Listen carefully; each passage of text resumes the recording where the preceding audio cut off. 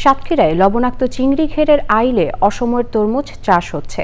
নিচে মিঠা ও লোনা পানির মিশ্র মাছের ঘের, উপরে মাচায় ঝুলছে সুপ্রিম হানি, তৃপ্তি, ব্ল্যাক বেবি, সুগার কুইন আর বাংলালিক নামের তরমুজ। সাতক্ষীরা প্রতিনিধি আবুল কালাম আজাদের তথ্য ও ভিডিওচিত্রে সাদিয়া ওমরের রিপোর্ট। বান্ডেল থাকলে প্রতি সেনমানিতে টাকা বাঁচবে। বিকাশ সেনমানি বান্ডেল কিনে জিতুন প্রতি লেনদেনে।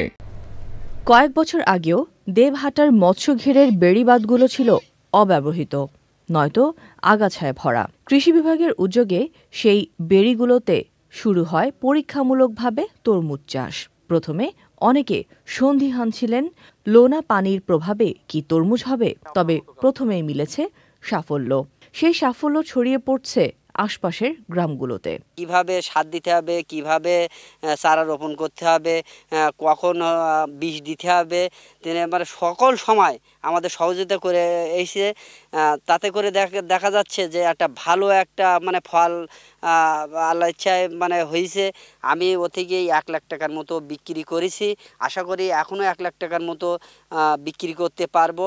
ঘেরের পাড়ের এই জমি গত বছরও পতিত ছিল, তবে এই অসময়ের তরমুজ চাষে অনেকের কর্মসংস্থান হয়েছে।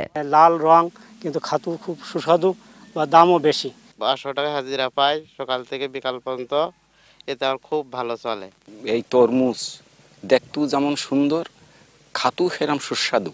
এই তরমুজ চাষে কৃষক লাভবান হচ্ছে বলে জানান কৃষি বিভাগ। এই দেবহাটা উপজেলায় আস্তে আস্তে এই যে অফ সিজন তরমুজ যেটা আমরা দিয়েছি, এবার সুপ্রিম হানি, গত বছর অনেক জায়গায় হয়েছিল রোজা মালিক সিডের, সেটা আস্তে আস্তে সম্প্রসারিত হচ্ছে এবং কৃষকরা অনেক লাভবান হচ্ছে।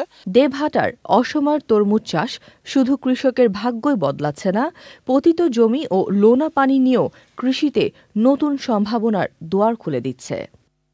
Sadia Omar, channel I.